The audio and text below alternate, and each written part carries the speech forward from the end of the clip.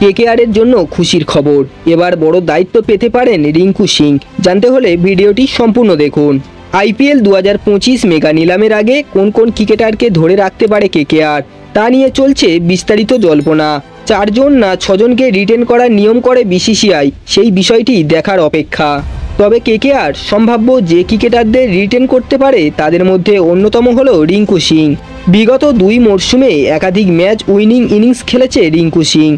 দলের অন্যতম সেরা ম্যাচ ফিনিশার তিনি। আইপিএলের আগে রিঙ্কু সিংয়ের প্রতি আস্থা আরও বাড়ছে নাইট টিম ম্যানেজমেন্টের। আইপিএল 2025-এ কেকেআরের নতুন দায়িত্ব বা নতুন ভূমিকায় দেখা যেতে পারে রিঙ্কু সিংকে, যা কেকেআরের শক্তি আরও বাড়াবে। বর্তমানে ব্যাটিংয়ের পাশাপাশি নিজের বোলিংয়ের হাতটাও ভালোভাবে ঝালিয়ে নিচ্ছেন রিঙ্কু সিং।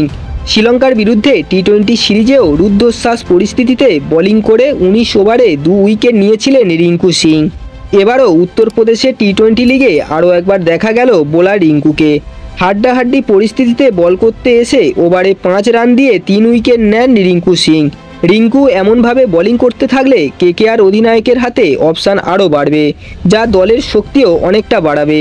কেকেআরের হয়ে নতুন মরশুমে অলরাউন্ডার হিসাবে পারফর্ম করে ভারতীয় দলের জায়গা পাকা করাও লক্ষ্য রিঙ্কু সিংয়ের। বন্ধুরা, রিঙ্কু সিংয়ের এই আপডেট আপনাদের কেমন লাগলো অবশ্যই কমেন্ট করে জানাবেন। ভিডিওটি ভালো লাগলে একটা লাইক করে দেবেন এবং এই ধরনের ক্রিকেট নিউজ সবার আগে পাওয়ার জন্য চ্যানেলটিকে অবশ্যই সাবস্ক্রাইব করে দেবেন।